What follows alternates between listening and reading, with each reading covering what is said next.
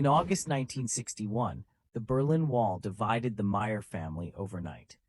Hans, a doctor in East Berlin, and Ingrid, a schoolteacher in the West, were separated from Ingrid's parents. The wall's construction crushed their hope, but Hans assured their son Karl to never lose faith. Ingrid and her parents joined protests demanding the wall's removal, while Hans aided the underground resistance, helping people escape. One night, Hans guided a family through a tunnel to the west, reuniting briefly with Ingrid before returning to the east, promising to be careful. "Hans, be careful. I can't bear to lose you," Ingrid pleaded. "I'll be back, Ingrid. I promise," he replied. By 1989, political unrest grew, and the Meyers clung to hope. Hans and Karl joined East Berlin protests, chanting along with fellow citizens.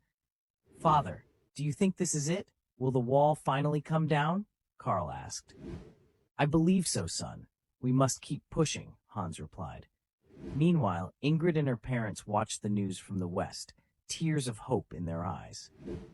"It's happening. The people are rising up," Ingrid's mother said. On November 9th, the Berlin Wall began to fall. Hans and Karl rushed to the wall, helping tear it down with their bare hands. "This is it, Karl. We're free," Hans exclaimed. On the other side, Ingrid pushed through the crowd, searching desperately for her family. "Hans, Karl," she cried out. They saw each other through a gap in the wall and rushed into each other's arms. "We did it, Ingrid. We're together again," Hans whispered. "We'll never be apart again," Karl added. The fall of the Berlin Wall reunited not just a family, but a nation. The Myers story is one of many, symbolizing the resilience of the human spirit and the enduring power of hope and love.